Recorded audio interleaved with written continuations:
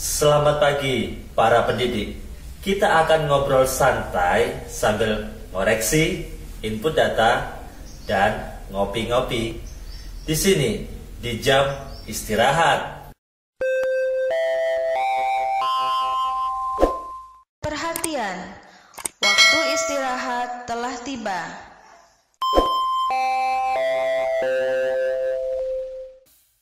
Apa kabarnya belajar di sekolah Anda? Apakah masih online atau sudah tatap muka? Sebenarnya tidak ada alasan lagi kita khawatir untuk belajar tatap muka. Kita semuanya pastilah sudah vaksin 1 dan vaksin 2. Bahkan sudah vaksin booster. Pak Guru sudah vaksin? Sudah, vaksin 1 dan 2. Mas Operator? Udah dong. Yang booster? Udah, duluan sekali. Saya belum. Lah, kok belum? Nunggu presiden booster dulu, baru saya booster. Memangnya Pak Presiden belum booster apa? Kurang tahu ya. Bagi kalian yang tahu, silahkan beri komentar. Saya cari dulu di Google. Bahkan Presiden sendiri sudah menyatakan dalam kondisi-kondisi tertentu sudah tidak lagi wajib pakai masker. Apalagi dengan keadaan fasilitas dan infrastruktur internet yang tidak baik. Maka pembelajaran tatap muka harus segera dilaksanakan. Kita tidak bisa memungkiri bahwa antara tahun 2019 hingga 2022 ini adalah periode terburuk dalam dunia pendidikan, di mana angkatan yang lulus sekolah pada periode ini dijuluki dengan angkatan corona. Bagi Anda yang bertempat tinggal di kota besar dengan fasilitas dan infrastruktur internet yang baik, tidak akan punya masalah jika sekolah masih menerapkan pembelajaran online. Provider bermacam-macam.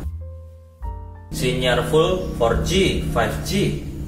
Listrik hidup terus 24 jam. Jikapun ada masalah, paling hanya tidak mampu membeli handphone.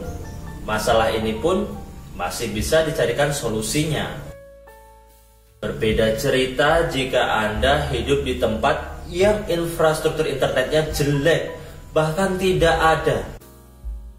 Di sekolah di tempat ini, waktu corona belajar online-nya, yakin saya abal-abal, pura-pura online, aslinya sih meliburkan diri. Bukannya tidak mau melaksanakan, tapi infrastrukturnya tidak ada. Saya tidak membahas masalah ekonomi ya, melainkan infrastruktur penunjang belajar online. Kalau masalah tidak mampu beli handphone dan kuota internet, itu masalah ekonomi. Tapi yang dimaksud dengan infrastruktur internet itu adalah ketersediaan sinyal provider.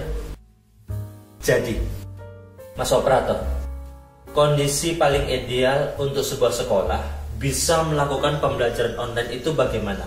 Ya, harus ada jaringan internet dan listrik yang menyala 24 jam. Bagaimana supaya di suatu daerah hadir jaringan internet yang baik? Ya, provider seluler harus membangun tower pemancar di sana. Dan tempat yang paling bagus di mana? Menurut saya di tanah sekolah. Tapi untuk itu, Dinas Pendidikan harus ada perjanjian kerjasama dengan provider seluler itu. Benar sekali. Kalau untuk ketersediaan listrik menyala 24 jam, apa solusinya? Ya, sekolah harus menyambung jaringan listrik PLN. Tapi kalau PLN sering hidup mati, ya susah juga. Daripada susah, sudah gini, pemerintah kasihlah bantuan mesin generator listrik di setiap sekolah. Bagus itu. Tapi ya sekali lagi ini kan idealisnya dari sudut pandang kita, ya kan? Jadi presiden sudah booster.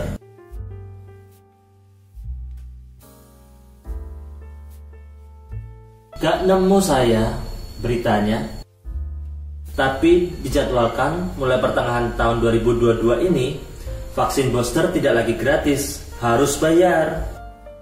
Waduh, kalau gitu saya mau vaksin booster dulu. Oke, karena jam istirahat sudah selesai, jangan lupa untuk like, komen, dan subscribe. Waktunya kita masuk kelas.